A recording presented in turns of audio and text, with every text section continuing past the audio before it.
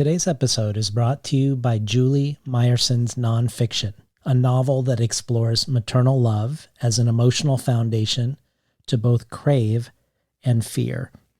A story of damage and addiction, recovery and creativity, compassion and love. Nonfiction, a novel, is an unflinching account of a mother, daughter, wife, and author reckoning with the world around her. Called Powerful and Utterly Compelling by Sarah Waters, and Glitteringly Painful by Rachel Cusk, Meyerson's novel asks, can a writer ever be trusted with the truth of her own story? Nonfiction, a novel, is available now from Tin House.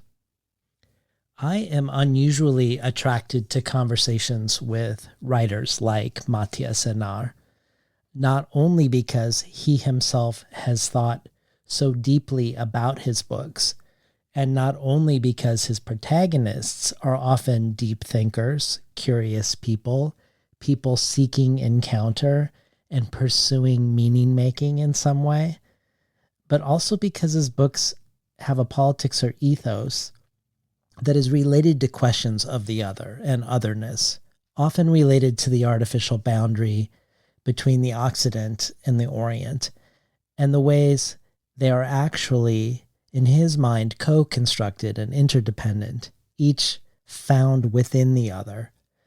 An ethos written against the more common and reflexive way that the Arab and Muslim world is treated as alien, foreign, and irredeemably other by Europe.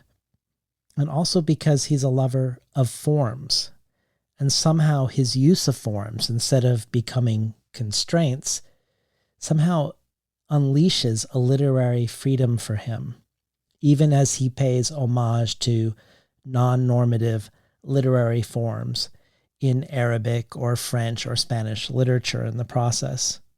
As an example of his roving mind, today's conversation touches on everything from scandalous Polish anthropologists to the Buddhist Wheel of Time, from Jewish undertaker guilds to what it means to be a microhistorian and what implications that has for what and how one writes.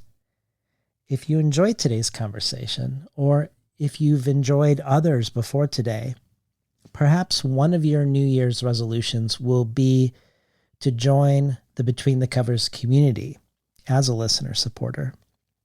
Every supporter at every level of support gets the resource email with each episode, full of the video, audio, and written work that I discovered while preparing for the conversation and that we referenced during it, which in this case includes some harder to find things, as there are not that many examples of public events with Mathias in English. And every supporter can join our ongoing collective brainstorm of who to invite in the future, something that has shaped the roster each year. In addition, there are tons of other things to choose from, whether the Tin House Early Readership Program, receiving 12 books over the course of a year, months before they're available to the general public, to the bonus audio archive, which includes supplemental readings, craft talks, and most relevant to today, long-form conversations with translators. Mathias's translator for his latest book, Frank Wynne, and I have exchanged emails, but we weren't able to arrange something before this episode launched.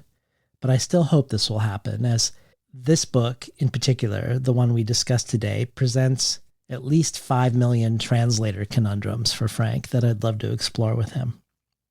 But in the meantime, there are many to listen to. The French translator conversations include one with Beverly B. Brahick, the translator of Hélène Cixous, who is also a particularly difficult writer to translate, and Emma Ramadan, the translator of Abdallah Taya. In addition, there are conversations with Spanish translators, Megan McDowell, Sophie Hughes, Sarah Booker, and Suzanne Jill Levine, about translating Mariana Enriquez, Alejandro Zambra, Fernanda Melchor, and Cristina Rivera Garza. There's Ellen Elias Bursich about translating Dubravka Ugresic, Kurt Beals about translating Jenny Erpenbeck, to just name a few of them. And of course, There are also all the main conversations with all of these authors themselves. So as we start a new year in 2024, check out all of this and more at patreon.com/betweenthecovers and consider joining us as part of the Between the Covers community going forward. And now for today's episode with none other than Mathias Énard.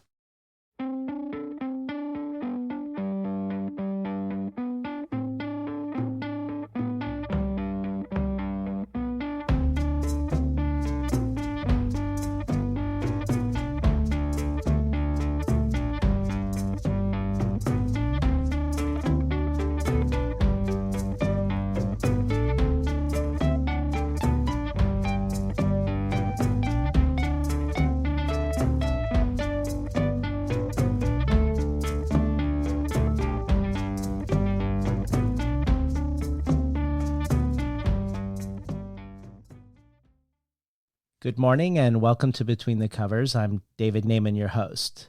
Today's guest, novelist Mathias Énard, was born, raised, and educated in France, where he studied contemporary art at École de Louvre and Persian and Arabic at the National Institute for Oriental Languages and Civilizations in Paris. Énard spent many years in the Middle East, in Egypt, Lebanon, Iran, and Syria, and since then has been a long-standing resident in Barcelona, where he has taught Arabic at the University of Barcelona, and where he has run a Lebanese restaurant called Caracalla. His debut novel in English was the book Zone, which was written almost entirely in one single 150,000-word sentence, and explores the culture of the Mediterranean basin, from Spain to Algeria, Italy to Lebanon. A book called by Publishers Weekly Homeric in its scope and grandeur, remarkable in its detail, and a screaming take on history, war, and violence. Soon followed Street of Thieves, which spans from Occupy to the Arab Spring, and then Compass, for which Énard was shortlisted for the Dublin Literary Award and the International Man Booker Prize, and which won the Prix Goncourt in France, the Leipzig Prize in Germany, and the Premio von Rizzori in Italy, a book that traces the often elided or obscured connections between Western humanities and history and Islamic and Arabic philosophy and culture. His next book, Tell Them of Battles, Kings, and Elephants, was constructed from real historical fragments and yet imagines Michelangelo accepting the invitation by the Sultan of Constantinople to design a bridge over the Golden Horn. We follow Michelangelo's notebook as he explores and sketches the beauty and wonder of the Ottoman Empire and works on his greatest architectural masterwork. Julian Lucas for The New Yorker calls this book a richly suggestive Renaissance counter-narrative. Like Michelangelo's The Creation of Adam, the story hangs on the electric potential of an unrealized touch. All these books mentioned were brought into English by the translator Charlotte Mondel. Mathias Énard is here today to talk about his latest novel and his first to be translated by Frank Wynne, The Annual Banquet of the Gravediggers Guild, from New Directions in the U.S. and Fitzcarraldo editions in the U.K. Jeet Thayil says of Énard's latest, recklessly, omnisciently, dazzlingly, Mathias Énard over the last 20 years has been inventing one of the most visionary oeuvres in French literature. In this book, by excavating a remote rural corner and inhabiting in turn every living thing there, man, woman, and beast, he gives us the gift of deep verticality, where a sentence spools into other sentences, other stories, other epochs, and resolves into a history of Europe. John Phipps for The Times adds that this is a book drowned in wine and war and banquets and incest and pointless scholarship and bestiality and mire and grimy rural death. And finally, The Economist says, the annual banquet of the Gravediggers Guild is an earthy, Rabelaisian riot of a novel, dripping with slime, bugs, gluttony, death and body decay, a dizzying concoction which carries a surprising tenderness. Welcome to Between the Covers, Mathias Énard. Thank you. So this book, in your own words, is your first very French book, despite you yourself being French, born and raised in France. This book is set in and around your hometown of Niort, which is noteworthy because when you talk about your hometown, or when you have in the past, you've talked about how you always dreamed of an elsewhere. For instance, in an event in Sarajevo, you said, one great advantage of being from a boring town is a desire to see the world and to learn languages. And elsewhere, you've talked about how you gravitated towards books as a child and teenager that took you on a long journey to distant places, far from your small, middle-class French town. Likewise, when you decided you wanted to be a writer, you felt like you needed to know something first before you could write something beyond what you knew in this place where you were. And part of the appeal for you to choose Arabic and Persian as your topics of study was that the university closest to your home didn't teach these languages, that this choice would, by definition, require that you move away, in your case, to Paris. But it wasn't long before you were living in Iran and in Egypt during your years of university, and only going back to Paris for the exams. Your books, I think, also demonstrate this looking outward. We are in Lebanon, Istanbul, Morocco, the Balkans, and even in conversations about languages, you defamiliarize them, I think. You talk about how in learning Persian, you realize that the language stretched from Sarajevo to Burma, that you re-see geography through the discovery of language's reach. And the same, I think, could be true about Arabic. But here we are today, discussing a book set in your hometown. And I think a great place to start would be to talk about how you came to make this full circle back, what it was like to discover this desire in yourself to return, and what the re-encounter was like for you of coming home, literally, but in a literary way. Thank you very much.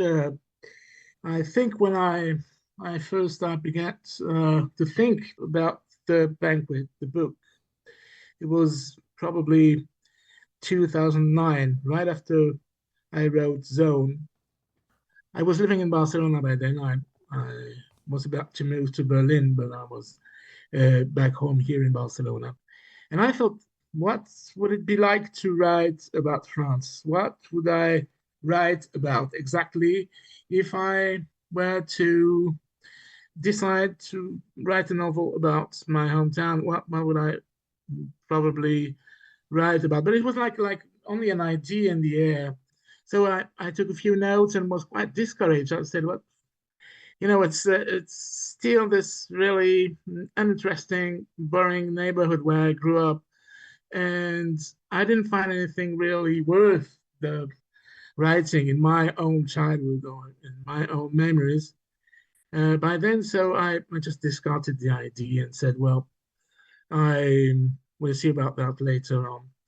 And then a few years afterwards, when I had written Compass, I thought that it would be probably interesting to look at my own region, this western part of France, very flat, without any mountains or hills or anyway, uh, in a more orientalistic kind of way, to see it like someone from outside would see it, and to find, let's say, a very strange angle, to this vision of that place. And I said, well, now after 20 years abroad, then maybe probably I'll be able to write something interesting about this part. And that's when, my wife is a Buddhist, and I was reading a lot about reincarnation at that time. And I imagined that, oh, it would be great to see, and it would be more literary wise interesting to see it through a Buddhist perspective. Hmm. And so the first quote, the quote that opens the book, well, it's a quote from from the Buddha, quoted by a very, very important Buddhist scholar called Thich Nhat Hanh. That was the first thing, really the first thing of the book, was this idea that we were, all of us, in the past or in the future, we are to be and have been anything. It means animals, plants, or even storms and clouds. So I thought, oh, that means that everything is really, let's say that this part of France was suddenly very interesting to me. And I said I could probably try to write the history of France, and through France, the history of Europe, through this very little space and very little place. And that's how it all began. But to do this, I needed a character first to enter, a point of view who would be like just like me coming back, from abroad, and that was David Mazon. When I imagined David's character, and because I needed someone to introduce us, from abroad, uh, like an Orientalist. Well, I want to ask you about David, but one more question about sort of returning to Niort first. In an interview you gave in Granta, you talked about how when you returned to Niort, you actually found it profoundly exotic and strange in some ways. Mm-hmm.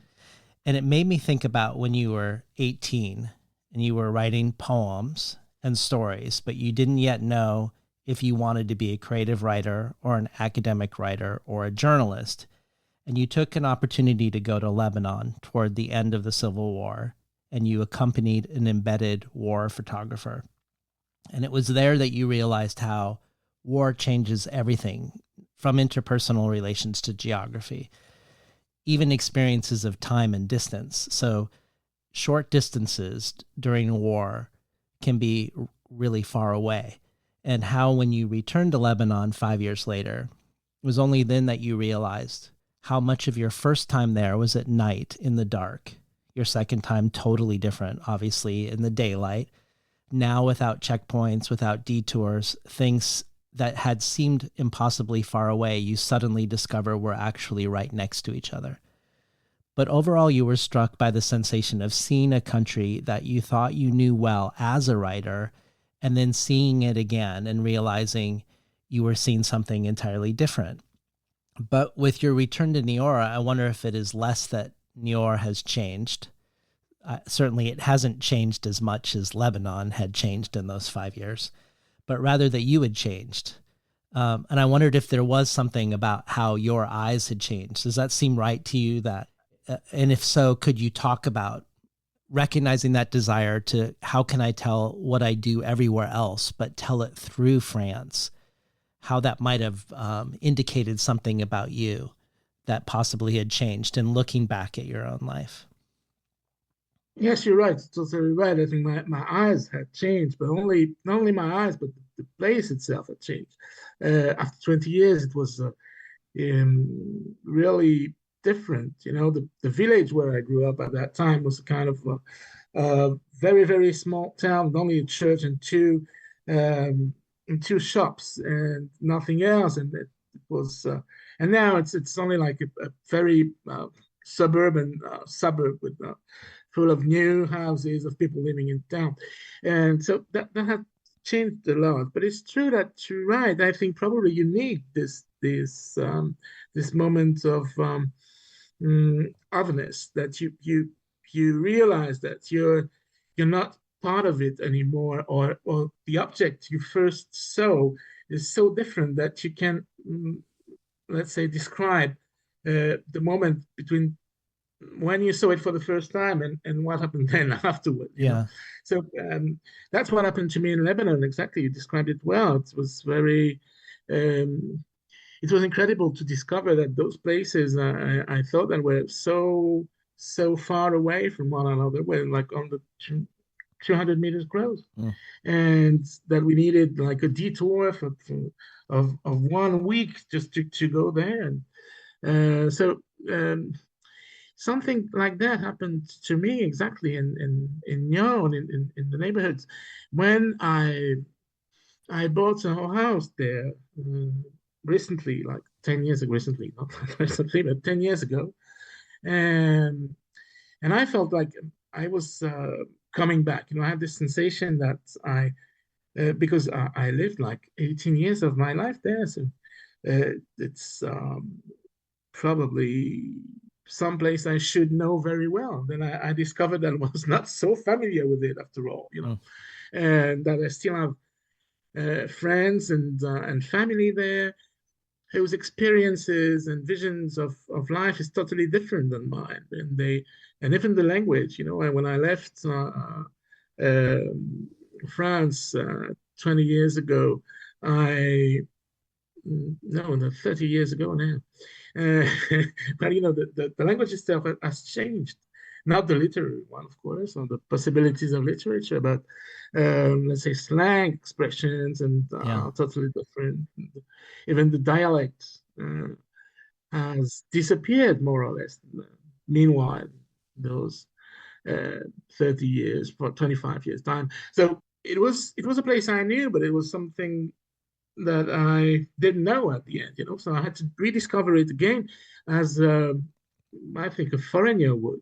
Hmm. And this space between the young teenager I was when I left and the writer who has already written a few books, when I come back, this space is where the literature can take place and where I can write a novel. Yeah. Well, let's talk about David Mazon, an anthropology student who's finishing his doctoral thesis by coming to your hometown from Paris to quote unquote study the natives. Your protagonists are often in your books either academics or people who quest for knowledge in some way. The musicologist Franz in your book Compass, you've described his pursuit of knowledge as erotic, a lust to know. And Markovich in Zone, a Croat who works for French intelligence, he's in a way on a journey of self-knowledge around revisiting the violence that he was complicit in during the Balkan Wars. And Lakhdar, the Moroccan in Street of Thieves, he's a voracious reader. All of these characters, I think, give you a lot of latitude as an author around what you can explore from their own minds because of their sort of roving, restless intelligences, as they each are searching, I think, for encounter with the other and otherness. But David Mazon, despite being an academic, doesn't feel like these characters insofar as he arrives, I think, from a place of condescension, from a place of thinking he knows more than from wanting to know. He's scared of the insects. He's terrified of the local cuisine, snails, eel, water rat pate, and sanquette, which is fried blood. And he feels as far away from civilization as if he'd been stationed in the middle of the South Pacific, even though he's only a 3-hour train ride from Paris. And all of this adds a comic effect and element to the whole book, which I loved. And I know that when you were at Barnard College for a visit with the translation center there, you said that your first attraction to Persian and Arabic as a teenager was because they seemed exotic, which you acknowledged looking back is a problematic position. And perhaps part of you is poking fun at this impulse to be seduced by one's projection onto the other and onto the foreign.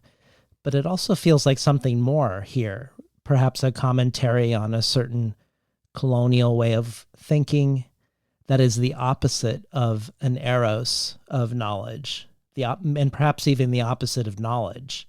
So I was hoping maybe you could talk about David a little more as we discover him at the beginning and why he becomes the consciousness that we first experience the book through.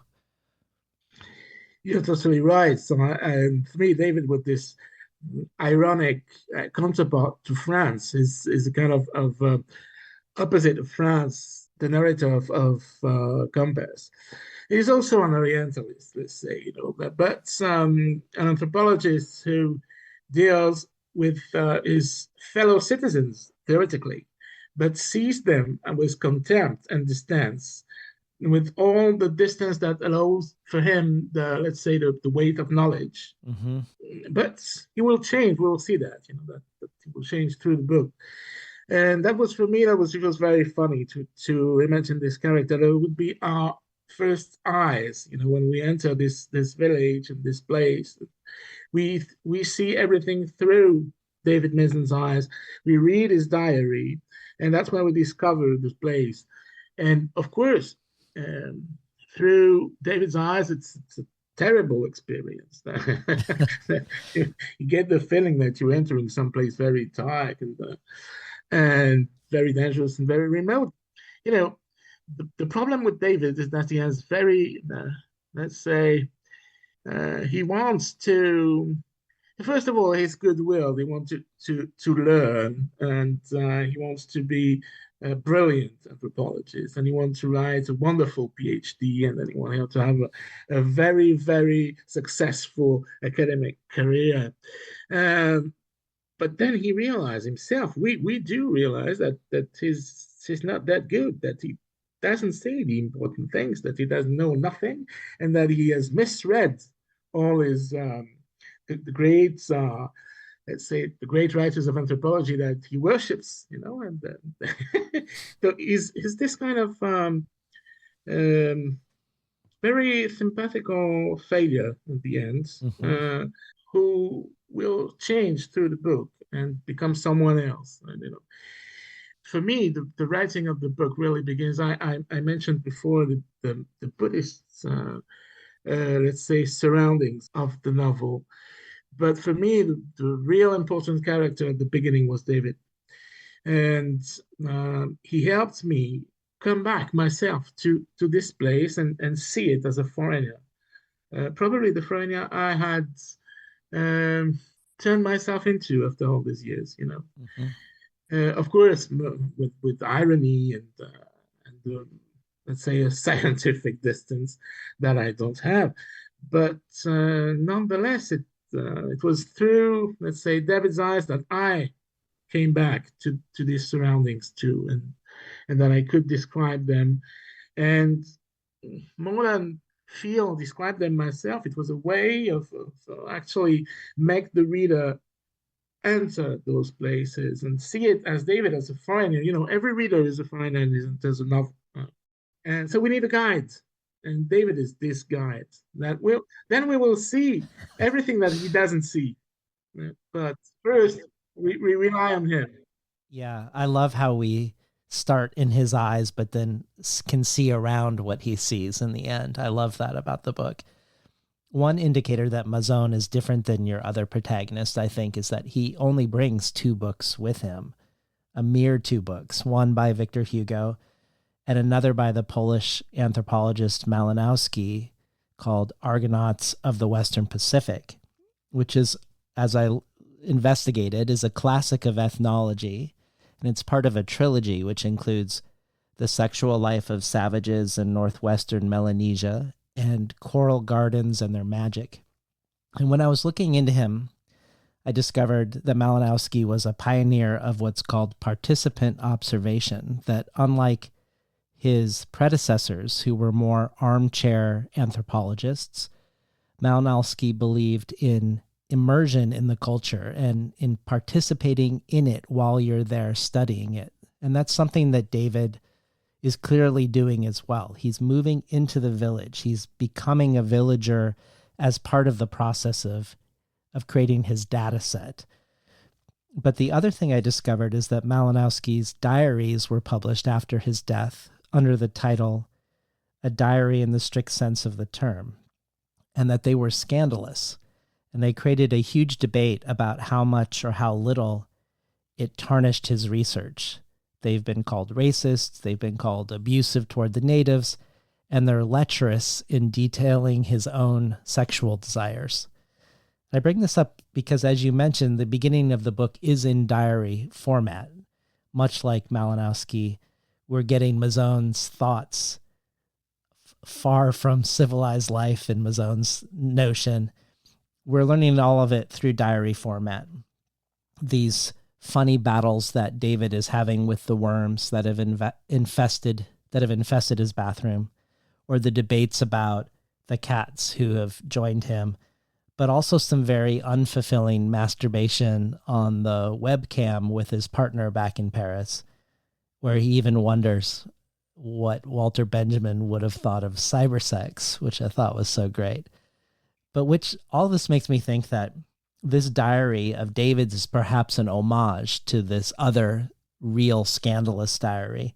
And that in some ways, maybe the first part of the book is happening under Malinowski's aura in some way. And I wondered if that was true, if perhaps there's a way in which David is carrying the methodology and attitude and personality and also problems of this other anthropologist into Western France. Yes, you're totally right. You discovered that. Yes, it's true. There was let's say that Malinowski's diaries were really a very important source for me to to imagine David's thoughts and David's problems, like to re-actualize Malinowski's, let's say, behavior in the West Pacific 100 years ago, and David Mazon's in France, in his own country, in a small village. Because I discovered that when I read the diaries after reading the Argonauts, that it was probably we would all of us would have felt the same way that Malinowski did. We can feel that, and when we go to New York, when you're not in New York, or when you go to Paris, when you're not to Paris, you can get all these feelings, like consolatory moments, like you're not happy, you're happy, you're not happy, you're happy, you're hungry, you're not hungry. That's everybody would.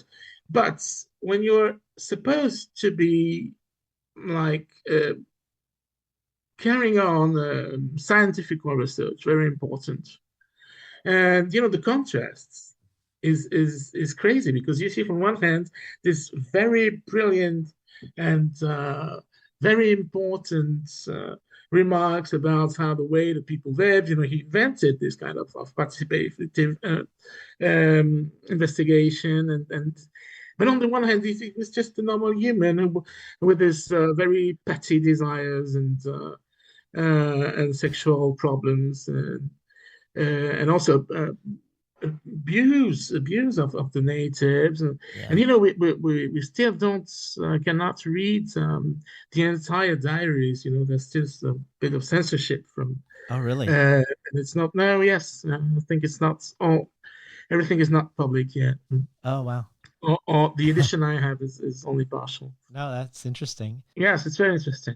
And yet, so I thought, well, David would be like everybody else, and he has to be sincere with himself in his diary. Let's say it's only because for him, his diary is a part of his research. As he was told as a student that you should have like a field diary when quote and everything, so you can rely on it later on to write your dissertation. And so that's what he's doing. And his sincerity for us is very funny, because you say that's something you wouldn't admit. He says things that are very strange. You said that it's brilliant to ask yourself what would Walter Benjamin think about cybersex, but it's not really relevant either. So David Mason is something like that he has very, let's say, and that's the irony and the laugh also comes from his let's say his huge scope and his very, very little or tiny realization at the end. Yeah. Well, before we leave anthropology, I should mention that Mazon names his rented cabin the Savage Mind, which is a term coined by the anthropologist Claude Lévi-Strauss. It is a name of one of his touchstone books when originally translated into English, but the word savage in English has a more decidedly negative, narrow connotation than sauvage in French, which I think is more capacious and evokes more of a variety of tones. That title, when it came out in English, was controversial, and future translations of that same book have titles like Wild Thinking rather than Savage Mind. But it seems to me that your translator, Frank Wynne, was right to translate it into English as Savage Mind, as it captures the narrowness of David as we first meet him. And I wanted to ask you about having a savage mind or of wild thinking, because you also dedicate the book to the savage thinkers or to the wild thinkers. Talk to us about wild thinking and about the dedication. Who and what are the savage or wild thinkers, and what does it mean to write this book under a dedication to them? It's very important to see the difference between the savage mind and the wild thinking. In France, the word sauvage, it's for me, is much more wild than it is savage. But it's true that, let's say, David Mason's den could be called a kind of savage mind, because he would then himself into a savage, or be a kind of, let's say, to inherit. David Mason would inherit all those words of anthropology. But for me, what is very important is the wild, because the book is about the wild too, the wild in nature, what is raw, what is not transformed by what we call civilization. And it has something to do with what we don't see in the other, in what surrounds us. And so we are blind to the wild. We don't see. The wild is what we cannot see or understand. Mm. And so the wild thinkers, it's also a kind of homage to Bolaño. Interesting. Yes, Roberto Bolaño. And his savage, I don't know how they're called in English. The savage detectives, yeah. Yeah. They're also wild. They're probably more wild detectives than they are savage. Mm. And because they're unpredictable. And there's this great thing about the wild thinking, that it's unpredictable. You cannot foresee or imagine what it will be, or what it will lead to. And so that's why, for me, the real meaning of the wild thinking and the wild thinkers is this: that you don't see where you're thinking into. Mm-hmm. Well, there's another way you can translate pensées sauvages, and that is as wild pansies. And this connection between pansies and thought even exists in English, from when Ophelia says in Hamlet, there's rosemary, that's for remembrance, pray, love, remember, and there's pansies, that's for thoughts. And it's said that Levi-Strauss had even suggested for the English title of the book, not Savage Mind or Wild Thinking, but Pansies for Thought, which was a nod to Shakespeare and also to this double meaning within French.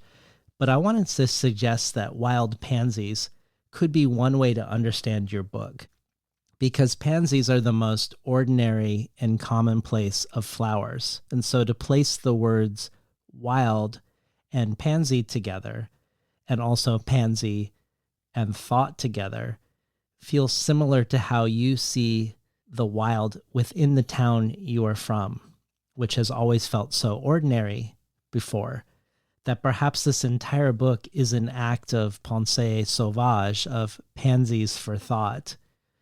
And for me, there is at least 3 or 4 different ways that it is. And they all happen after we depart from David's diary, which is less than the first 100 pages of the book.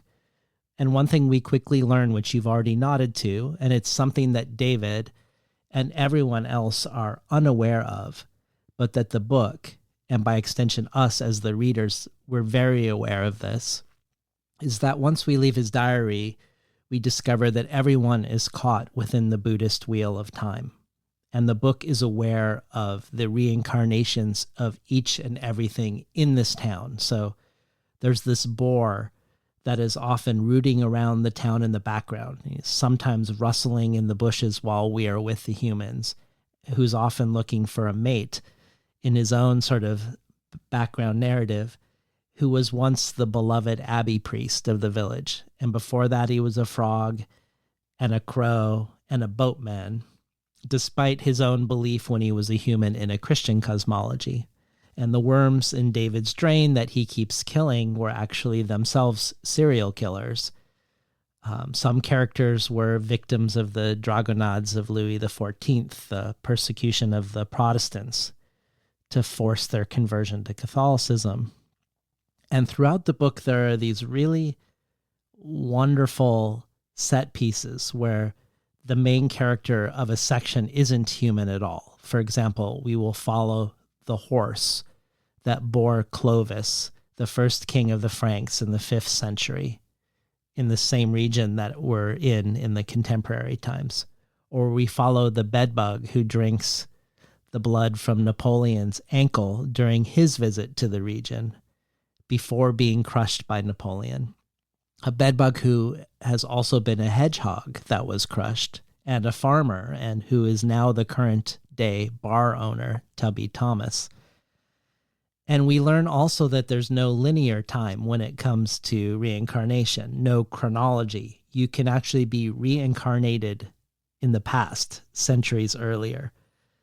So I have some theories of why this imported element exists within the book, beyond the fact that your wife is Buddhist, and what it is doing for it. But first, I would just love to hear more about how the Wheel of Time operates in the narrative. What effect you're aiming for more. You've already talked a little bit about that, but also why you would want us to learn the history of this region through the eyes of a king's horse or an emperor's bedbug.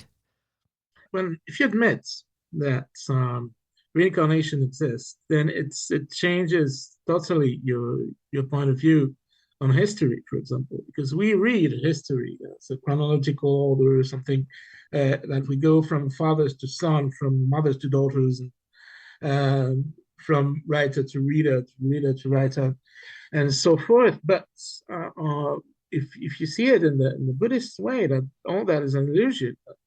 When you reincarnate, there's no time. Time is totally illusory. So you can reincarnate into the future. That's what we all think about, because we think that when we die, we go forward. But also in the past, you can reincarnate like 2,000 years ago, or even eons before time, or before even Earth was really the Earth. Everything is possible.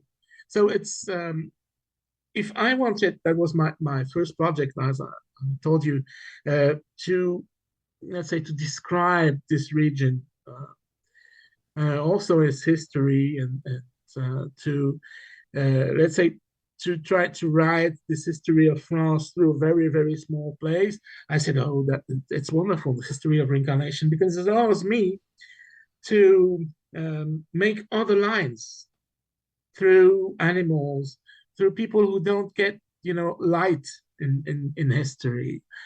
We don't think that Clovis was mounted on a horse. We don't think about the horse or the bugs or everything, but they were there. Yeah. Probably this story about Napoleon is true. I'm sure there was some kind of bug that bite them. I loved being with the bugs. So if I assume this possibility, then it was a way of rewriting the history, and for a writer, it was a very original way of seeing it. Mm-hmm. Because for us, France is very far away from any Buddhist thinking, and this Western remote marches probably, I've never seen something like a Buddhist temple, no, until now. So there's a distance there. There's a kind of energy that comes from this distance that was very, very interesting to explore. It was a way also to escape the Catholic or Protestant point of view somehow. That in displaced history are very important and are still very present in every village and every town. So it was like taking an let's say another way to see those conflicts. Mm. And yes, and not taking part in it in a way. So it's like we all we all know about the omniscient narrator that knows everything. So it's an omniscient narrator, but who is a Buddhist. So he knows very Yeah. no, he knows everything more than us. Yeah, he does a lot more than us. Uh, Well, um, well, as part of exploring the Wheel of Time in your book, we have a question for you from another person, a book critic and bookseller and fellow podcaster, Lori Feathers. Lori has been a board member of the National Book Critics Circle. She's the co-founder of the bookstore in Terabang Books in Dallas. And she co-hosts the podcast Across the Pond, which explores the most anticipated books on both sides of the Atlantic. And Lori and I, we were reading many of your books side by side, and her thoughts on them were really invaluable for today. Because she did a deep dive herself into your work, this question I think is particularly deep. So here's a question for you from Lori. Hello, David. Hello, Mathias. Thank you for taking my question today. Mathias, the annual banquet of the Gravediggers Guild continues a tradition in your novels of exploring death and its measuring stick, time. In this most recent novel, the wheel ceaselessly moves the living from death to birth and from rebirth to death. The wheel brings to my mind the samsara, the continuous cycle of life, death, and rebirth that is the philosophy of your characters Sarah in the novel Compass and Lakhdar in your novel Street of Thieves, where Lakhdar takes the job of typing by the kilometer, that is, transcribing the death records of each of the 1.3 million French citizens who were killed in World War I. In Compass, Sarah is living with a tribe in Borneo and writing a paper about the corpse wine drinkers who prepare the bodies of their dead so that they can drink them, literally metabolizing the dead within themselves. Sarah and Lakhdar also share a belief that the Occidental and Oriental worlds have absorbed each other's influences over centuries, creating a common construction between them. Do you see the notion of rebirth as an exception to this sharing? In other words, is the continuous cycle of life, death, and rebirth an Eastern philosophy that has been resisted in the West? And if so, why do you think this is the case? Thank you. Thank you, Laurie, for your question. It's very brilliant insight into my work. I hadn't noticed all this myself. No, it's true. It's a very interesting point. But I don't agree with you because I think that also in the West, there have always been this very, let's say, sympathy towards reincarnation. And we see this, well, it depends what you call the West, but it's true that there are some in the Arab world, for example, Arab thinking, there are many small groups of Muslim creeds that believe in reincarnation. Let's say for the Alawites, for example, the Alawi or the Druze do, and they were also very strange. But of course, the minorities in the West, that thought about reincarnation and thought it was a possibility for the dead soul to reincarnate, to be reborn in Christianity too. We are, in a way, I think, we fear death and what we want, but maybe not as much as we fear life, probably. So the perspective of being reborn in a society where everybody is poor or everybody is suffering was not appealing, we needed the paradise. Because our life on this earth was so miserable that we wanted some somewhere where we could experience happiness. And that was in the Middle Ages, for example. I think that was very important. The possibility of happiness in the other life. Because what the Buddhists say is that no, the suffering is forever. Mm-hmm. That what is eternal is to suffer. So it's not very good marketing, for an idea. No. But on the other hand, the paradise is. Yeah. And that's how, for example, the predication of Muhammad begins. It begins with paradise and hell. And say that if you don't believe, you go to hell. If you believe, then you will have the paradise. And so it's easy to understand, and then it promises you kind of happy future, happy end for your soul, not an eternal rebirth of sufferings for eons, eternity.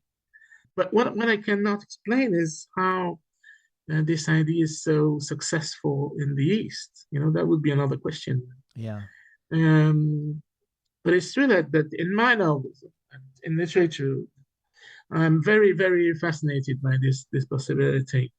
And not only because it's interesting as a writing technique, but also because I think it's a changing point for our point of view toward nature, for example. If you were part of it, if you yourself have been an animal for generations, or many animals, or maybe all the animals, then you don't have this contempt, this human contempt towards nature. Or you're not the master of it. You're just a humble part of it. Lucky enough to be a human this life, but you don't know what you will be in the next. Right. And so I think that it really could change our relationship towards nature, environment, everything that surrounds us. So for me, it's very interesting in many, many ways. Well, to extend Laurie's question, much of your work uncovers the ways the so-called East is already in the West, the ways what we consider the West is actually deeply shaped by and indebted to by the East. And your writing is continually working against the tendency to look at the Arab and Muslim world as alien, foreign, barbaric, or irreducibly other. In Compass, we get Beethoven's compass, which has been altered so that it points to the East. You talk in places about Proust's debt to 1001 Nights, about Cervantes writing under the pseudonym of an imagined Moroccan writer, your own imagining of Michelangelo going to the Ottoman Empire and coming back and having his art changed. All of it asserting that the division between the Occident and the Orient is artificial, where, for instance, in one interview you called Great Britain and France great Muslim countries. Sarah in Compass, I think, asserts this philosophy, the notion of history, as Laurie mentioned, as a common construction, a sharing and absorption that is permeable and overlapping, not a friction of opposing forces, which is what Franz proposes in the same book. Given how much your books foreground hidden or erased histories, I did wonder if this were an exception in the sense that you weren't uncovering a hidden history of Buddhism in rural Western France. As you say, you don't walk around the marshes and see Buddhist temples, though I will add that Thich Nhat Hanh did live in southwestern France. He didn't live where you were from, but he did live a couple hours away from you. But that you were importing, maybe as an exception, a cosmology into a place that wasn't a deep part of the culture. And that made me wonder in a variety of ways why Buddhism in specific was what was imported in this book. And you mentioned your wife is a practicing Buddhist, and when I was reading interviews with Charlotte Mandel, your longstanding translator before now, I discover that she was a Tibetan Buddhist, and she mentions that your wife's a Buddhist, and that you've had many conversations with them about Buddhism, which of course, that could be a sufficient explanation in and of itself, that it's simply part of your life. But I suspect it's more, and I want to propose another reason why Buddhism might be in the book. And I wondered if it had to do with your own philosophy of the self or of identity. When you visited Barnard College's Translation Studies department, you talked about how you don't believe in closed identities, that you are French, but you write your French language novels on a Spanish keyboard, and that our alphabet comes from Syria. And on top of that, your daily life is not in French, but in Spanish and Catalan. And yet you also live your daily life in an Arab neighborhood in Barcelona. In that same conversation, you talk about the instability of knowledge, that the gathering of knowledge does not make one more grounded or defined, but actually makes you less so. That as you know more of what you don't know. And I think we see this in your characters' philosophies as well. The notion of Sarah, the Buddhist, in Compass, of the other in the self, that all Europe is in the Orient, that everything is interdependent. And Lakhdar in Street of Thieves, who says, I am what I read. I am what I have seen. I have within me as much Arabic as Spanish and French.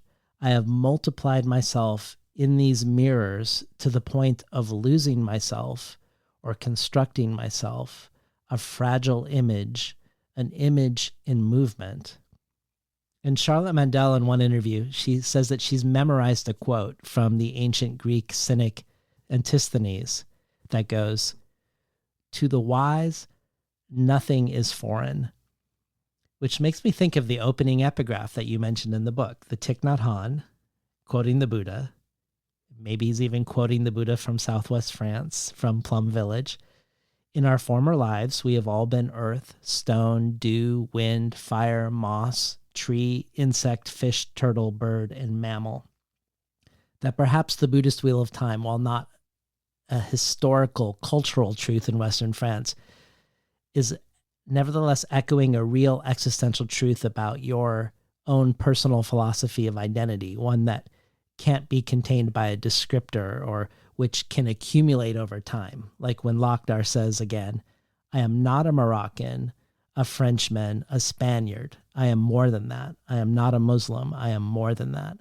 Does that feel connected at all? That sentiment of how a self, what a self is and how a self forms or how a self moves?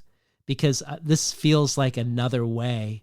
You take it to another level, obviously, with the Wheel of Time, but maybe that Wheel of Time's happening within a lifetime also. Maybe our lives are wheels of time. Yes, I totally agree with that. It's true. But, we are this kind of permanent formation. We tend to see our lives of the beginning and one end, like a straight line between one starting point and one end. But I don't see it that way, But there's so many lines that made us at the end, and so many things also that we could have been that we're not yet anymore, So all those moments of choice and accidents, encounters, readings, travels or not, or also, I don't know, the most simple encounter with a wild boar in a field or with a bear in the forest changes your life, for forever. Not because you are really affected by it, or can be, but just the way to see that there are also other possibilities of being alive changes you. And what I think is that every second, we are a different self. Of course, we're united by our body, our brain is one. And so that's that brain that leads us from birth to death. But Meanwhile, we are so many forms of ourselves and we change constantly, or I hope so, uh, that we are not defined by the moment that we're born, but by every second of our lives. And I think that the very, very actual science and brain sciences are saying that this is true, this the real model, that we are always reshaping our brain too. It's always on the move, until it stops forever. But that's another question. And so for me, my I don't know if it's my personal philosophy or the way I I like to think that my characters think. That's probably um, my way of representing people. My image of human beings is like that. It's to be always on the move, and it's very complicated to think about, for example, the history of Europe, the history of the United States, even if I don't know that history that well, but as something unique, written that way, and it's only for in Europe we have this sentiment that European civilization is this, it begins with the Romans and now we have the European Union, and there's a very direct straight line that goes from the Roman Empire to the European Union, and but it's not like that. That every second there are like movements, changes between exchanges too, between languages and realities, different and small things. And I think that's also one of my ideas when I began to write the banquets was to write about history seen from a place where nothing happens. What does it mean? That it means that given it's the very small, there's movement. And so there's history, there's change, there are mixtures of very different identities. And that was what made it really interesting to research and to write too.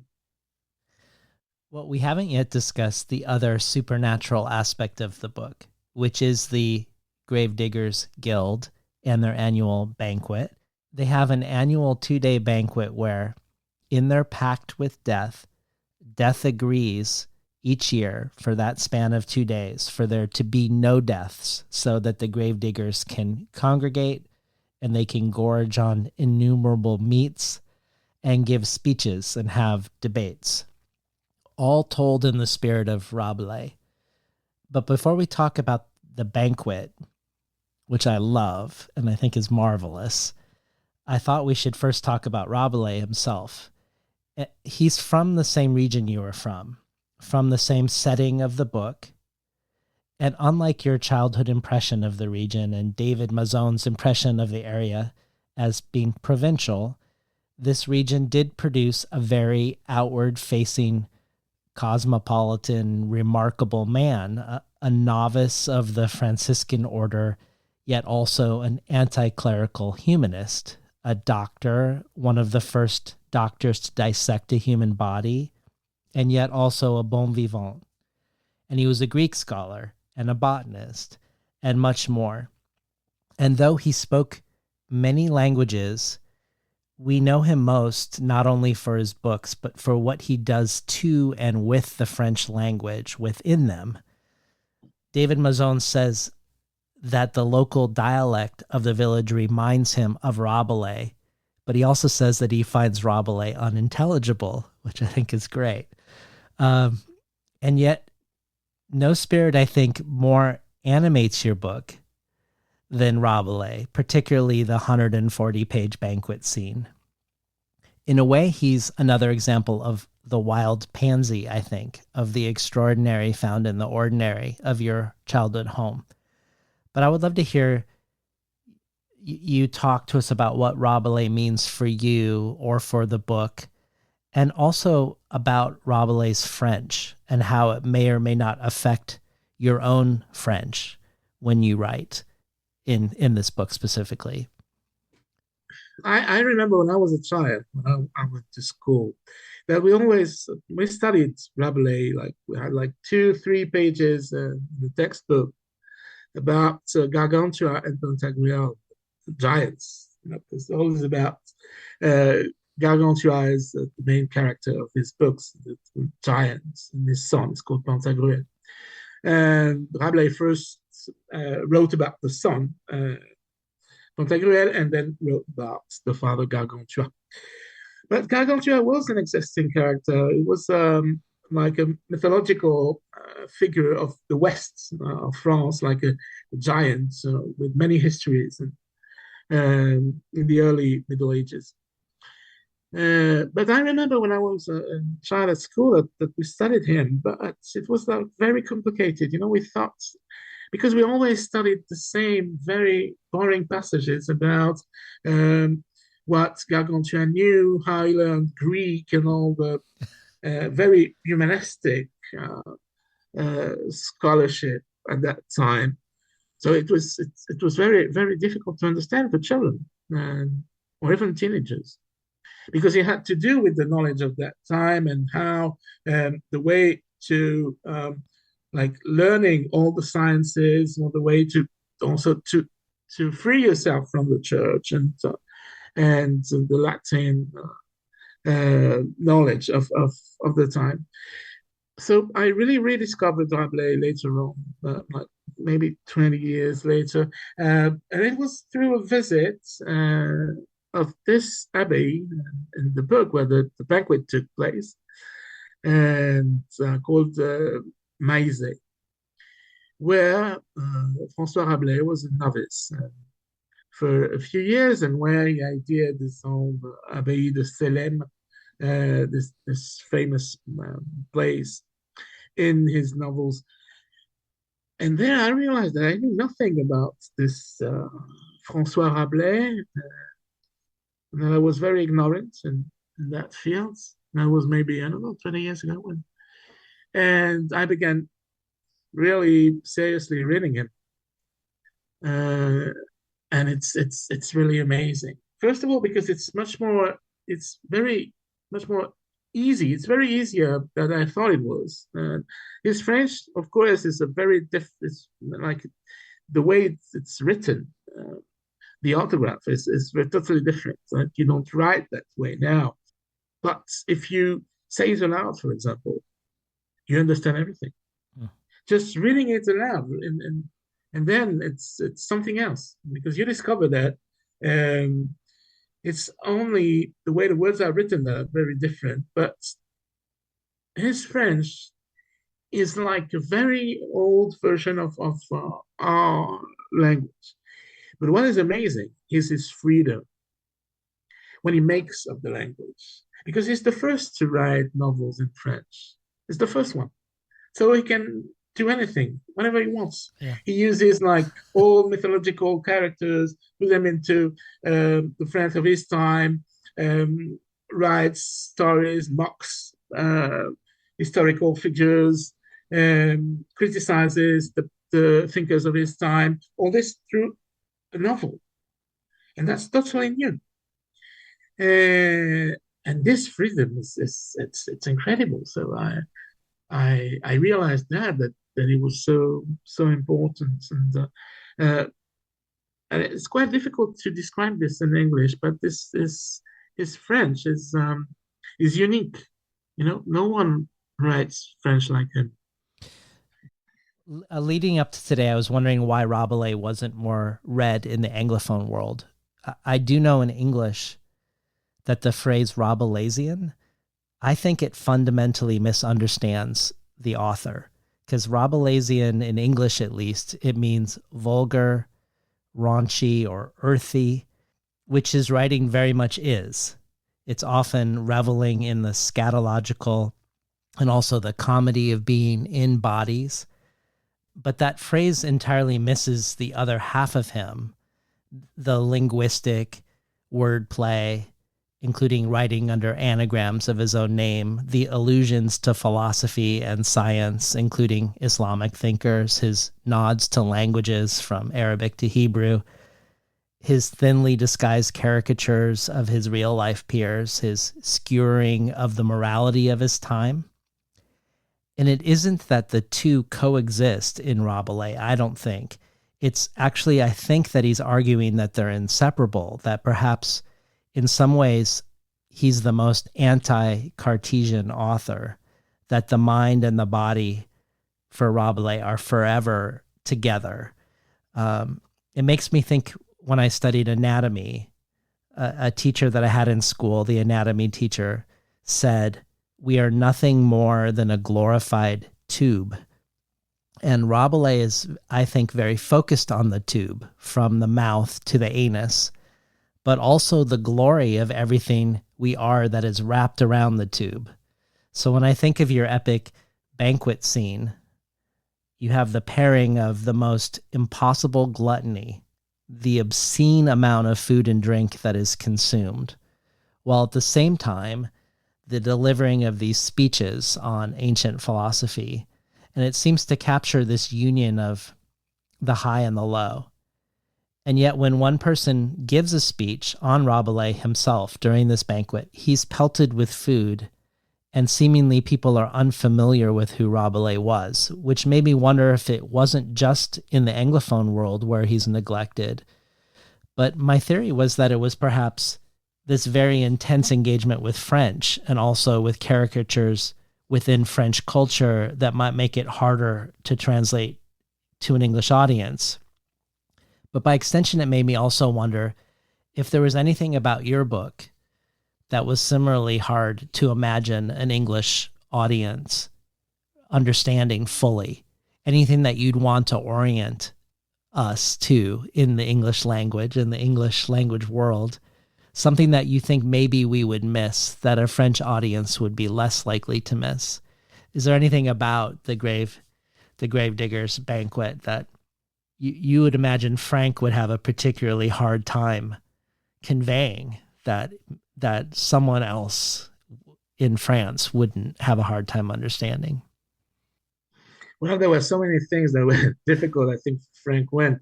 But if you're talking about the banquet, I think the main problem was, all the food or they eat and things I quote are quite familiar to French people. Even the wines and the cheeses are more or less something you don't eat them every day, but you more or less know what they look like or have a remote idea of what they are. But this is totally different to an English reader. That it's totally exotic, something you don't know what it's like. You don't know what it even what it smells like. And even the name of the wines that for us are very well known because it's name of regions of places in France. So every Frenchman can tell you where the Rhone is or the Vallée du Rhône and what a Côte du Rhône looks like or tastes like. But I think that for an English audience, it's very, very difficult. So it was quite impossible for Frank Wen to translate this. He had to, let's say, to use the words like they were, and without any explanation. He tried to put some, to add some kind of explanation into English, but it was quite impossible to rewrite, let's say, this kind of passage. And it's also the problem with Rabelais, actually, that his French is so precise, so let's say so related to his time, and that it's very difficult to translate too into English. It's full of jokes, of puns with words, and that make it very difficult to translate. So I think that's why it probably is not so well read in the US or in the UK. But also, there's this distance with time that makes it probably more time has passed. But I think it's like the English would read Chaucer, for example. It's very difficult to read, seems very far away as a reality. And so I don't think that, you read it at school, you read parts of it, but it really takes time and a bit of will Yeah. to really get into it. Yeah. So that's the same with Rabelais. But it's true that let's say for the book for the banquet in itself, it was very useful to have this very strong, powerful figure of French literature nearby, and this Franciscan novice and Miss Abbé. So I was very happy to use him, to put him into the book, and to use him as an asset for this the literary heritage of the region, let's say, something like that. Well, let's spend I want to spend another moment with the banquet itself. When I was looking into who Malinowski was, I discovered his thoughts about the rituals of the dead. And he said regarding the dead and the bodies of the dead that, quote, "The emotions are extremely complex and even contradictory. The dominant elements, love of the dead and loathing of the corpse, passionate attachment to the personality still lingering about the body, and a shattering fear of the gruesome thing that has been left over. These two elements seem to mingle and play into each other. The twofold contradictory tendency, on the one hand, to preserve the body, to keep its form intact, or to retain parts of it. On the other hand, the desire to be done with it, to put it out of the way, to annihilate it completely." I feel like you, like Rabelais, as an opposite or as a counter narrative to Malinowski, try to bring these two elements together. The love of the person and the fear of the body. I think of the article that Lori Feathers sent me about the corpse wine drinkers in Borneo, inspired by your character, Sarah. Lori sent me a scientific article or an anthropological article, and how the process of making rice wine, where balls of rice were put in a glass jar that was then sealed for it to ferment, and the process of preparing the corpse in the same villages with the body put into a glass jar in the fetal position and then sealed, that both are sort of inversions of each other. That in the case of rice wine, the rice balls are removed, and in the case of the corpses, the liquid that they produce is removed. But the ceremonies of the dead involved some form of either literal or symbolic encounter with the taboo of the body and its substances, as if an inverted form of the everyday rice wine. In the village of your book, there are only 3 trades that are prominent: carpentry, engineering, and the disposal of the dead. 2 of these are acts of composition, and 1 is an act of decomposition. And the mayor himself is the undertaker, so he's sort of an emblem of both. He symbolizes the bringing together of the community, the construction of culture, and also the breaking down of the body. But the centerpiece of this book is the annual banquet, where all the gravediggers, whether they're Muslim, Jewish, atheist, Marxist, Catholic, or otherwise, they gather for these 2 days when no one dies. But we also learn they're vegetarian year-round, except for these 2 days, where during those 2 days they gorge on obscene amounts of meat. So on the only 2 days that they're not burying the dead, they are actually consuming the dead. So talk to us more about how this all works for you, and maybe even more interesting too, is there an origin story to this invention of yours? Is there some narrative to how you stumbled across this imagined festival that becomes so central to the book? Yes, of course, there's a story there. It has to do with Kafka.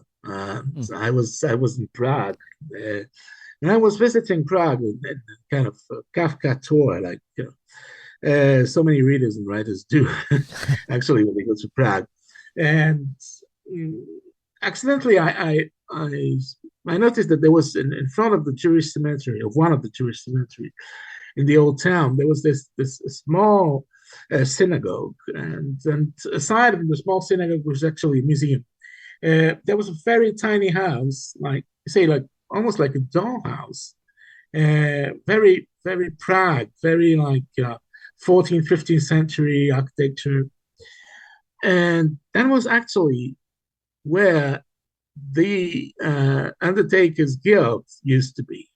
Huh. And I discovered that the Undertakers Guild was something very, that was the Jewish Undertakers Guild, uh, what existed in many towns, many cities in the Middle Ages until to modern times. And in this particular small house where the undertakers used to live, not live, but work at least. There was a small exhibits of paintings from the 18th century, showing banquets, and actually it was in the fields, well, in near the city. You could see the city outside, and they were under trees, like with the huge tables, people eating together. And there was a sign that said, to consolate themselves from their very sad work, the gravediggers give themselves every year a huge banquet. And I said, "Oh, that's beautiful. That's incredible. It is. Because it's so real. It's very sad. You're burying the dead every day, so it's a very huge burden, because you know that you will bury not only the people you don't know, but also your brothers, your mothers, everybody in the community will die and will eventually come to your hands. So it's a very very sad job, and I thought that they really deserved those banquets. Yeah. But I went a step further and imagined that they have this really old agreement with death herself, and that so no one would die during the Undertaker's banquet, so they can really rest and enjoy without having to bury anyone. And I said, well, that's a good idea. I wanted to because it's if the book was about the Wheel of Time and reincarnation, it also had to deal with the Catholic or Protestant or Jewish side of it, and which is very, very important. And it's even more important in small towns or villages, where everybody knows, that everybody know the Undertaker in the time, the story that the Undertaker of the village was indeed the mayor is true. It happened in really? Yes, really, really. It was It's really true. Place nearby, I love near that. I have my house. Yes, yes. So It's so great. they are like they represent at the end. They are like the eternity, because we all always die. So there's always something. Since the beginning of humanity, there's always someone taking care of the corpses, and that's what defines us, also as humans. Is not where we first begin to have special rituals towards the dead body, and so they're like, for me, that there's of course the this link through time between the living and the dead, and so that's why they're so important. And the idea of a banquet is very interesting, literary wise too, because we have this tradition of philosophical banquets in the West, and then to Greek tradition. So it was very very interesting. Socrates' banquet is about love, and what does it mean to love, be loved. Mine is more about what does it mean to die, and the way that we care about the dead. It was very fun to research, by the way. And for example, I had the opportunity to go to Paris and visit the annual fair of the Undertaker's business. Oh, wow. that was fascinating, because you see how, when I use it a bit in the book when I talk about like this eco burials and eco graveyards without pesticides, nothing like that. But there was also very, very strange things like like the wired coffin with internet. Oh, no way. Yes, yes, yes. You had a coffin with internet. So for the people who fear to be buried alive, Yeah. and if you wake up, you can call somebody. Yeah. That's very frightful because I'm home and then suddenly I get a buzz and then that's mom ringing from a grave, From the grave. And it's totally crazy. It also allows you to show pictures and music in the coffin and at the funeral and stuff like that. So modernity is transforming everything, and even have like wired coffins with internet. Which is totally absurd. But yeah, it's kind of wonderfully absurd. Well, you've mentioned, so we've touched on Rabelais, we've touched on Kafka, and we touched on Buddhism as influences. And I wondered if there was a formal influence, because a lot of your books have very distinctive forms. You said you use the structure of triangles for your book, Tell Them of Battles, Kings and Elephants, which has 3 main characters, 3 religions, and 3 voices. Zone is one long sentence. Compass is this blend of diary, travel writing, and memoirs, which made me wonder if it is related to the form of older Arabic works. As you've said that within classical Arabic literature, there are works from the 8th and 9th century that are mixes of anecdotes, tales, verses, poetry, prose, philosophy, and stories. And you also mentioned a more contemporary Arabic work, Leg Over Leg, which you've described as a mix of epic novel, travelogue, political encyclopedia, autobiography, and Arabic dictionary. And one thing that I notice is that Zone and Compass, they're 2 books that on the surface seem very outward facing and very exterior with all of their travel, that they're both actually books structured around long interior monologues. And your latest book, which at first glance seems like it would be quieter as it's rooted in one single out-of-the-way place. Your latest book is actually very exterior and very mobile, and rarely, if ever, for long, is in one person's mind or dreams. It isn't structured around one long monologue. This new book has poems, songs, sermons, a diagram of card games, speeches, theater scripts, diary entries, excerpts of Seneca's letters, just to name a couple things among many. And I guess it made me wonder if there was a form for this book, a shadow book that is in conversation with the actual book, or a tradition of forms that informs this book, or not.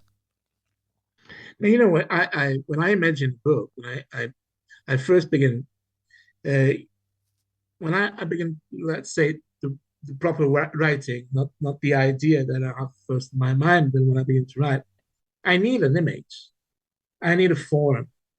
I'm no one without form, and so when I really started the writing of the Annual Banquet, I imagined a book that was like um, a retablo in the Catholic Church. There's images that unfold themselves, that you have like many stories told at the altar in parts. So you have the first and the last one that fold into together, like they are David Mason's parts that open and close the book.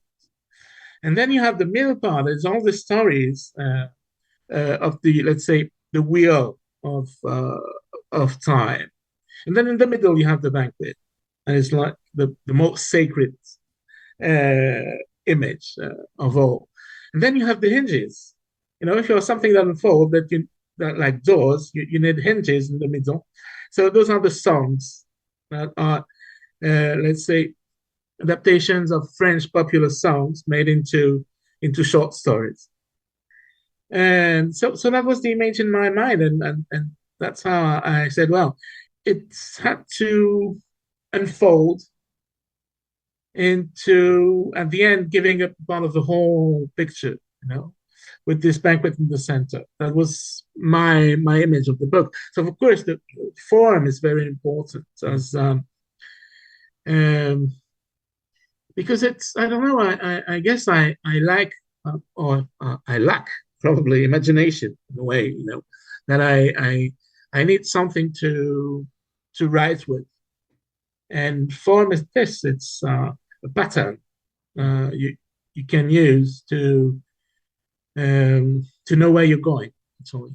And you mentioned zone. Zone is about kilometers of train ride between Milano and Rome, and that what helped me, to be able to write all these stories together, because I knew that I was at the page 150. I was at 150 kilometers from Milano to Rome. I mean, I was halfway to Bologna, so Yeah. I always knew where I was, Huh. and I think that I really need this kind of yes of pattern to be able to write a novel.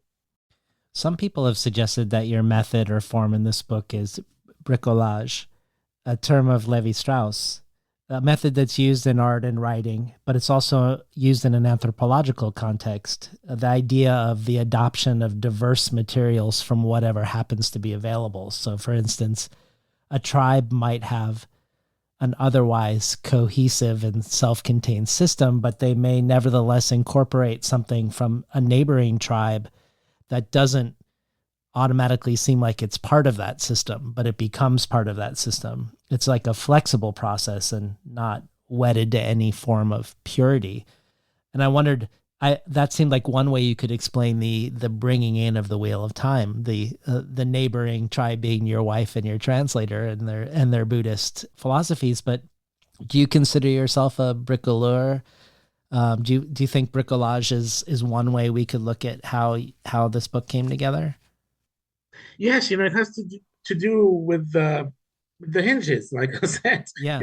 It's a kind of bricolage. There's something very, like, you use anything that's available, and you put it together into a new construction or something new. But it's true also.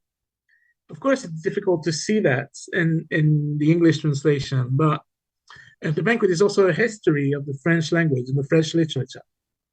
So I use a lot of registers from, let's say, from medieval old French poetry until nowadays languages, passing through Rabelais and Victor Hugo and a lot of figures that a form or a way to speak and write French at their time. So the book is also a kind of bricolage of languages, together. And we see all these states of the French language from, like, let's say, yes, from Latin, the Romans until today. So it's also kind of a French manual, can be used like this.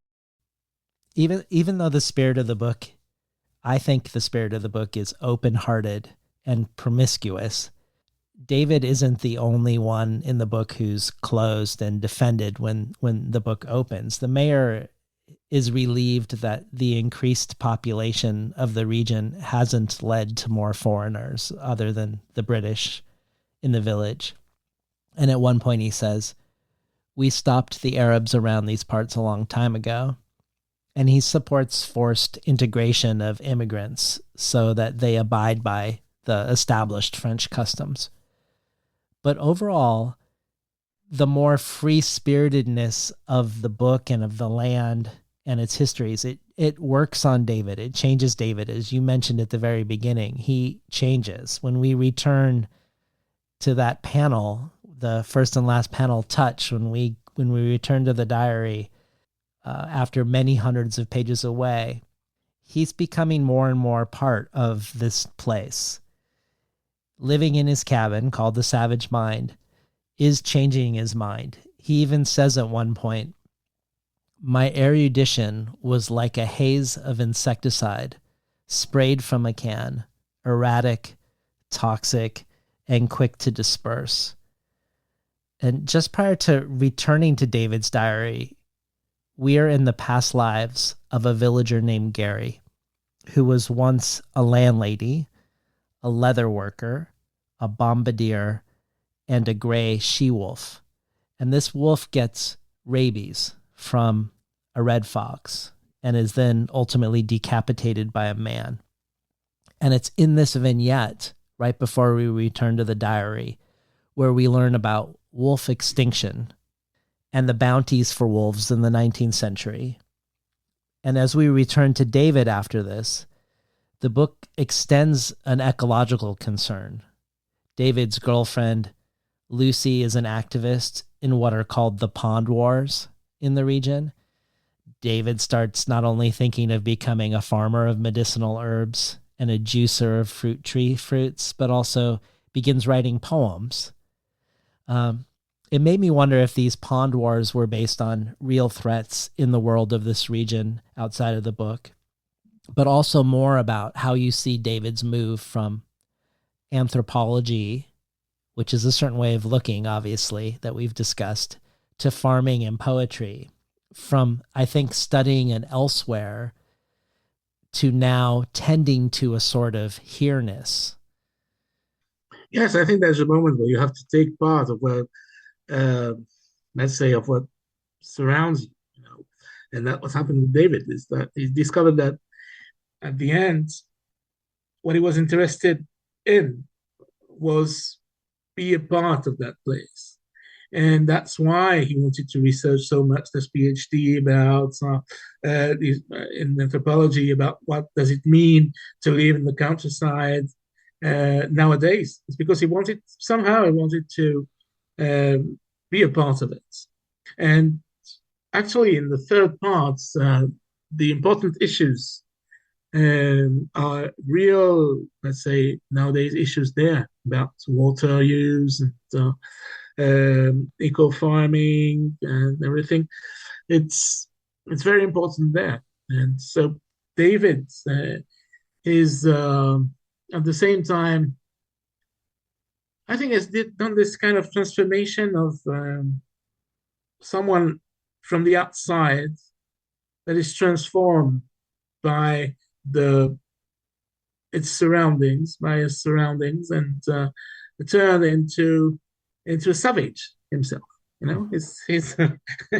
He's more his beginning and the end more, I don't know, more local than no one could ever be, because he's so conscious about what it means to be there. And also, it's very interesting to see that he interests himself for literature, like writing. At the end, writing a diary has led him into writing something else. Not only let's say poems or bits of poetry, but also writing what we are reading now. So he is the narrator of the book. The real narrator of the book is David at the end. So, and we don't know when the middle part is not written by David himself. It could be. Who knows? But I think it's part of his transformation. Well, you're also a poet. I don't think we have any of your poetry in English yet, but you have a collection with a great title, Final Message to the Proust Society of Barcelona. But you've written David's poems. Just since we don't have a way to know how you write poetry when you're not writing poetry as David, how are David's poems in comparison to Mathias Énard's poems? David poems are fun. I have a small book of poetry published a few years ago. It's more about travel and places, travel stories into poems. And so it's quite different from David Mazon's poetry. But I love poetry. Yeah. But it's true, it's not translated into English yet. I hope one day. Well, David's shift also made me wonder if David Mazon has the last name Mazon because of the French historian Albin Mazon, the microhistorian. Because you've mentioned even his philosophy already in this conversation, because he believed, as you've also stated for yourself, you couldn't sufficiently learn about the past only from the stories of the powerful, that we needed the stories of the small communities, and that, as you've, I think, proved with this book, the bigger stories of history can be told from this out-of-the-way place, or perhaps the bigger stories of history can be told from nearly any place, as you can pick a place, but you can also pick the point of view of the smallest insect and engage with Napoleon. You have beautiful pastoral writing in this book, like, for instance, quote, Lynn liked working in the countryside. She liked the narrow roads, the villages. She loved to see a deer on the edge of a forest or a rabbit hopping through a meadow, to surprise a snuffling hedgehog at night, to catch a glimpse of a carp at daybreak in the river Sèvres.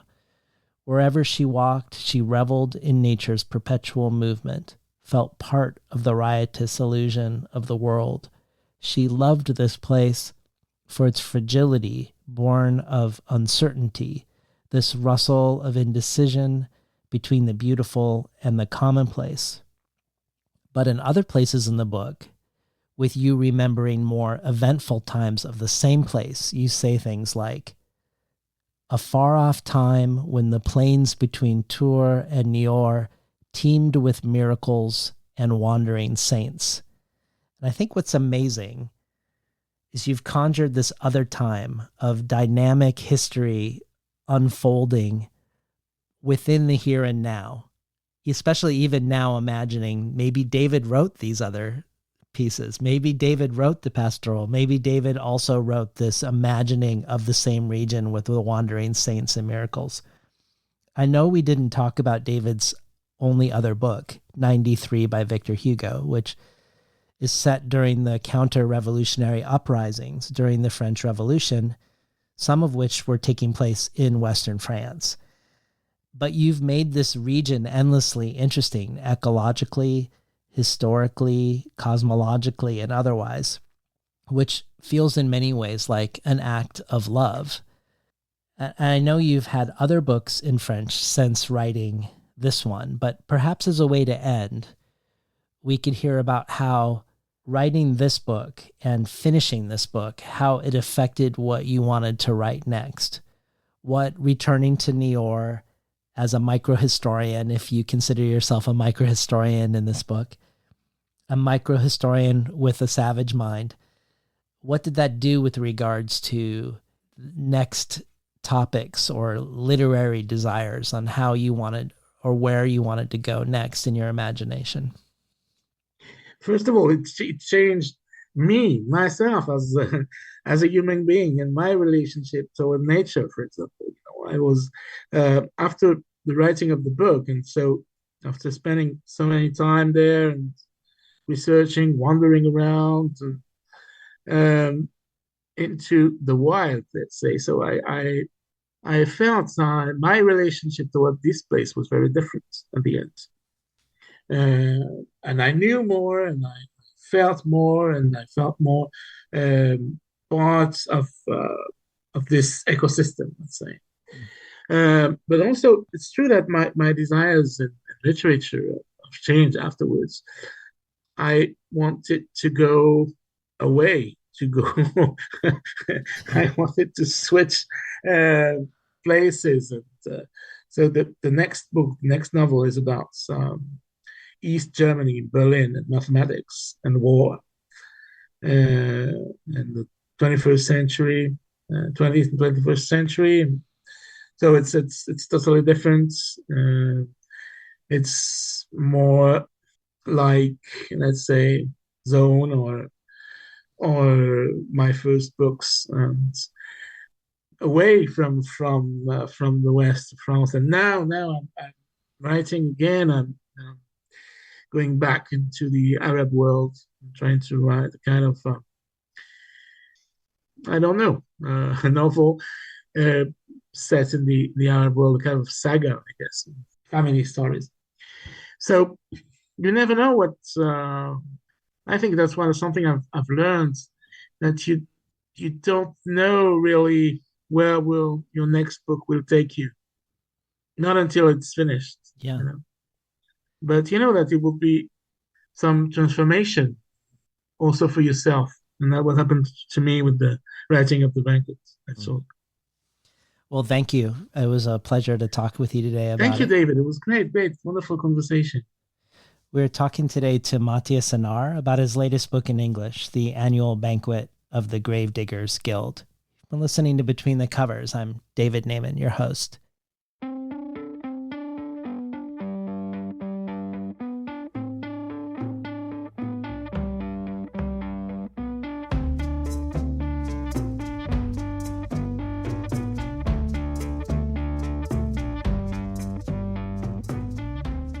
Today's program was recorded at the volunteer-powered, non-commercial, listener-sponsored, full-strength makeshift home office of me, David Naiman. If you enjoyed today's episode, consider joining the Between the Covers community as a listener supporter.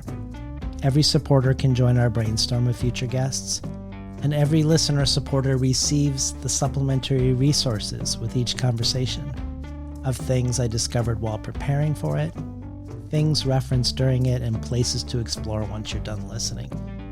Additionally, there are a variety of other potential gifts and rewards to choose from, including the bonus audio archive, which includes readings, craft talks, and long-form conversations with translators, or the Tin House Early Readership subscription, getting 12 books over the course of a year, months before they're available to the general public, to a bundle of books selected by me and sent to you. You can find out more at patreon.com/betweenthecovers. Or if you prefer a one-time donation, you can do so by PayPal at tinhouse.com/support. I'd like to thank the Tin House team, Elizabeth DeMeo, Elisa Ogie in the book division, Beth Steidel in the art department, Becky Kramer and Jay Nichelle in publicity, and Lance Cleland, the director of the summer and winter Tin House Writers Workshops. Finally, I'd like to thank past Between the Covers guest, poet, musician, composer, performer, and much more, Alicia Jo Rabins, for making the intro and the outro for the show.